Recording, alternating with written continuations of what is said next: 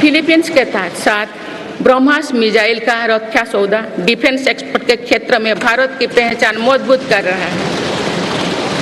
सरकार ने युवाओं और उनके स्टार्टअप्स को बढ़ावा देकर आत्मनिर्भर डिफेंस सेक्टर की मजबूत नींव तैयार की है।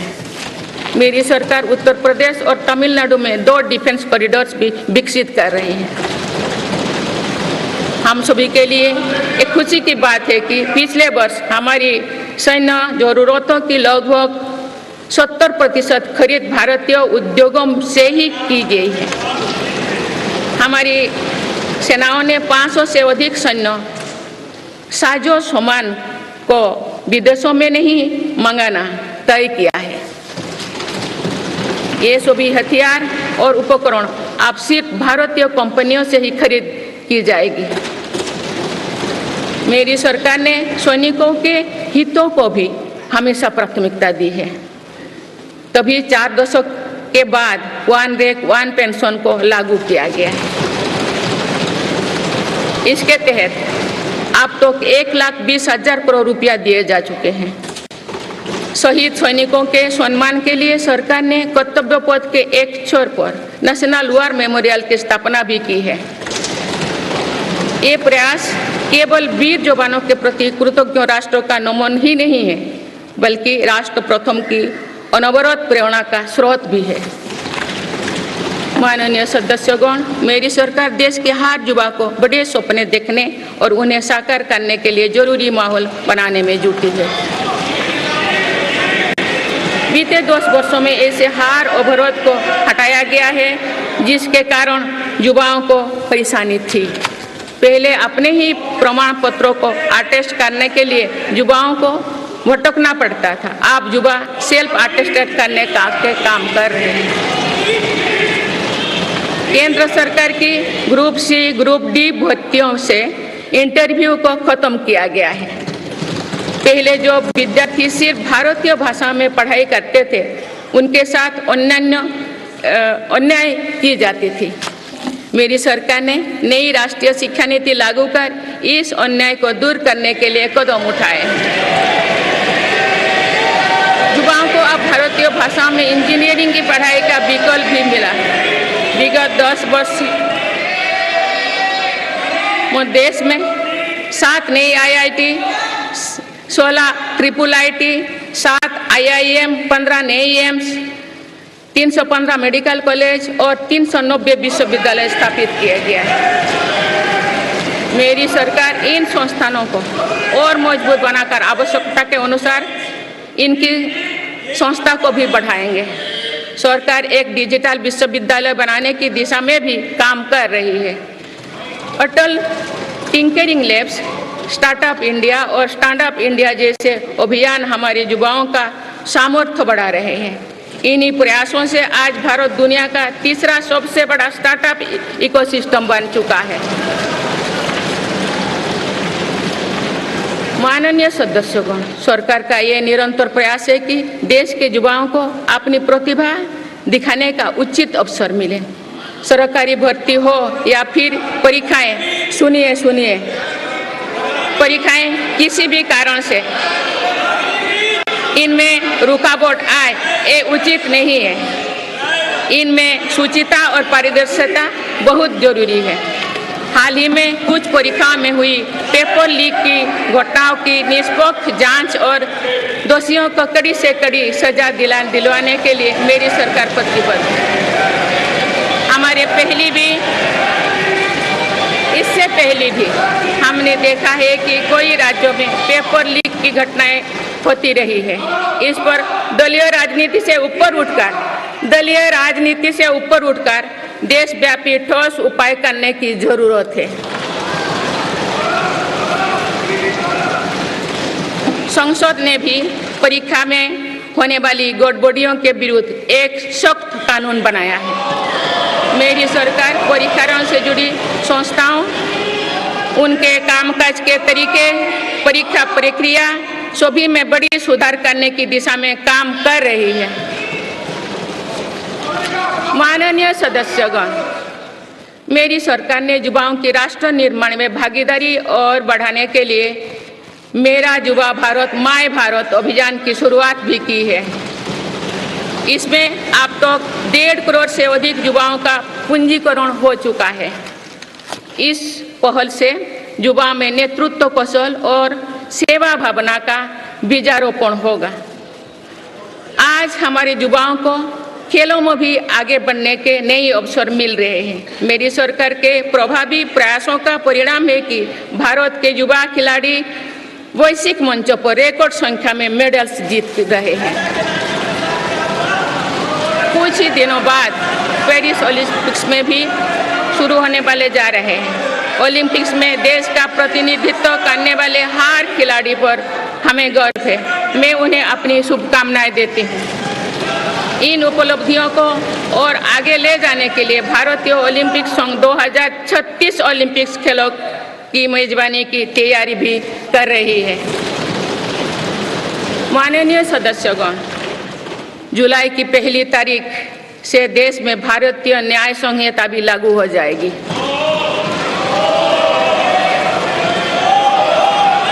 अंग्रेजी राज में गुलामों को दौड़ देने की मानसिकता थी। दुर्भाग्य से आज़ादी के अनेक दशकों तक गुलामी के दौर की यही दंड व्यवस्था चलती रही। इसे बदलने की चर्चा अनेक दशकों से की जा रही थी, लेकिन ये साहस भी मेरी सरकार ने ही करके दिखाए हैं। अब दंड के जगह न्याय को प्राथमिकता होगी, जो हमारे संविधान की भी भावना है। इन नई कानूनों से न्याय प्रक्रिया में तेजी आएगी। आज जो देश अलग अलग क्षेत्रों में गुलामी की मानसिकता से मुक्त पा रहे हैं, तो ये उस दिशा में बहुत बड़ा कदम है और ये हमारे स्वतंत्रता सेनानियों की सच्ची श्रद्धांजलि भी है। मेरा सरकार ने सीएए कानून के तहत शरणार्थियों को नागरिकता देना शुरू कर दिया है। इससे बंटवारे से पीड़ित अनेक परिवारों के लिए सम्मान का जीवन जीना तय हुआ है। जिन परिवारों को सीएए के तहत नागरिकता मिली है, मैं उनके बेहतर भविष्य की कामना करती हूँ।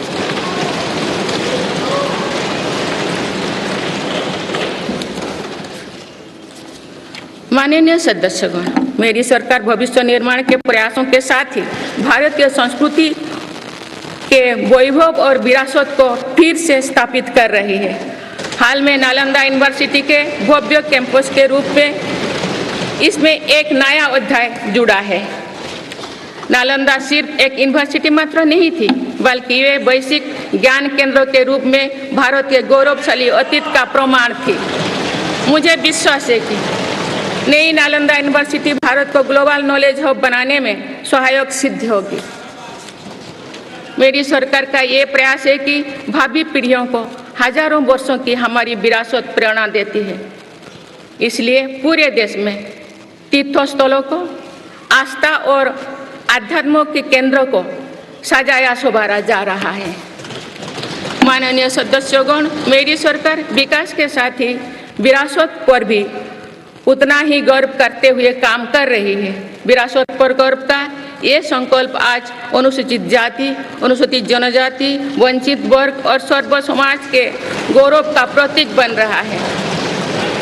मेरी सरकार ने भगवान बिरसा मुंडा के जन्म दिवस को जनजातीय गौरव दिवस के रूप में मनाने की शुरुआत की है। अब अगले वर्ष भगवान बिरसा मुंडा की 150वीं जयंती के पूरे देश में धूमधाम से मनाया जाएगा।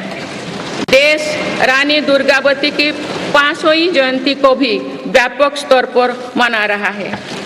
पिछले महीने ही देश ने रानी अहिल्याबाई होलकर की 300वीं जयंती का साल भर चलने वाला महोत्सव भी शुरू किया गया है। इससे पहले सरकार गुरु नानक देव जी का 550वां और गुरु गोविंद सिंह जी का 350वां प्रकाश पर्व भी धूमधाम से मना चुके हैं। एक भारत श्रेष्ठ भारत के भाव से काशी तमिल संगमम, सौराष्ट्र तमिल संगमम जैसी उत्सवों की परिपाटी भी मेरी ही सरकार ने शुरू की है। इन आयोजनों से हमारी नई पीढ़ियों को राष्ट्र निर्माण की प्रेरणा मिलती है और राष्ट्र पर गौरव का भाव और मजबूत होता है। माननीय सदस्यगण, हमारी सफलताएं हमारी साझी धरोहर है, इसीलिए उन्हें अपनाने में संकोच नहीं, स्वाभिमान होना चाहिए। आज अनेक सेक्टर्स में भारत बहुत अच्छा प्रदर्शन कर रहा है। ये उपलब्धियां हमें हमारी प्रगति और सफलताओं पर गर्व करने की अपार अवसर देती है। जो भारत डिजिटल पेमेंट्स के मामले में दुनिया में अच्छा प्रदर्शन करता है तो हमें गर्व होना चाहिए। जो भारत के वैज्ञानिक चंद्रयान को चंद्रमा के दक्षिणी ध्रुव पर सफलता से उतारते हैं तो हमें गर्व होना चाहिए। जो भारत दुनिया की सबसे तेज बढ़ती इकोनॉमी बनता है तो हमें गर्व होना चाहिए। जो भारत इतना बड़ा चुनाव अभियान बिना बड़ी हिंसा और अराजकता से पूरा कराए तो भी हमें गर्व होना चाहिए। आज पूरा विश्व हमें मदर ऑफ डेमोक्रेसी के रूप में सम्मान देता है। भारत के लोगों ने हमेशा लोकतंत्र के प्रति अपना पूर्ण विश्वास प्रकट किया है। चुनाव से जुड़े संस्थाओं पर पूरा भरोसा जताया है। स्वस्थ लोकतंत्र को बनाए रखने के लिए हमें इस विश्वास को सुसहेज कर रखना है, इसकी रक्षा भी करना है। हमें याद रखना होगा, लोकतांत्रिक संस्थाओं और चुनावी प्रक्रिया पर लोगों के विश्वास को चोट पहुंचाना उसी डाल को काटना जैसे जिस पर हम सब बैठे हैं। हमारे लोकतंत्रों की विश्वसनीयता को ठेस पहुंचाने की हर कोशिश की सामूहिक आलोचना होना चाहिए।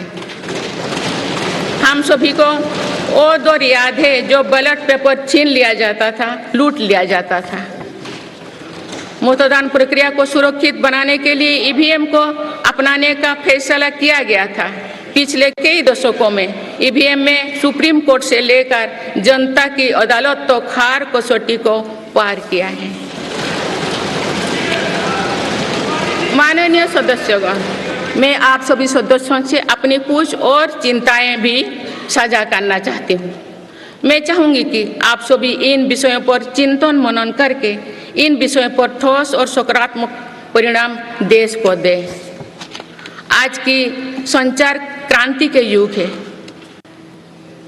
में विघटनकारी ताकतें लोकतंत्र को कमजोर करने और समाज में दरार डालने की साजिश रच रहे हैं। ये ताकतें देश के भीतर भी है और देश के बाहर भी संचालित हो रहे हैं।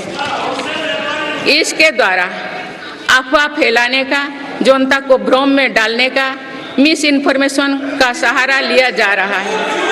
इस स्थिति को ऐसे ही बेरोक टोक नहीं चलने दिया जा सकता है। आज के समय में टेक्नोलॉजी हर दिन और उन्नत हो रही है।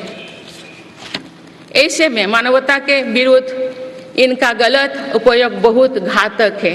भारत ने विश्व मंच पर भी इन चिंताओं को प्रकट किया है और एक ग्लोबल फ्रेमवर्क की वकालत की है। हम सभी का दायित्व है कि इन प्रवृत्ति को रोके, इस चुनौती से निपटने के लिए नए रास्ते खोजें। माननीय सदस्यगण, 21वीं सदी के इस तीसरे दशक में आज ग्लोबल ऑर्डर एक नया शक्ल ले रहा है। मेरी सरकार के प्रयासों से आज भारत विश्व बंधु के रूप में दुनिया को नया भरोसा दे रही है। मानव केंद्रित अप्रोच रखने की वजह से भारत आज किसी भी संकट के समय फास्ट रेस्पॉन्डर और ग्लोबल साउथ की बुलंद आवाज बना है। कोरोना का महासंकट हो, भूकंप जैसी कोई त्रासदी हो या फिर युद्धों की स्थितियां, भारत भावना मानवता को बचाने में आगे रहा है। भारत को देखने का विश्व का नजरिया कैसे बदला है, ये इटाली में हुई G7 समिट में भी हम सभी ने अनुभव किया है। भारत ने अपनी G20 अध्यक्षता के दौरान भी विश्व को अनेक मुद्दों पर एकजुट किया है। भारत की अध्यक्षता के दौरान ही अफ्रीकन यूनियन को G20 का स्थायी सदस्य बनाया गया है।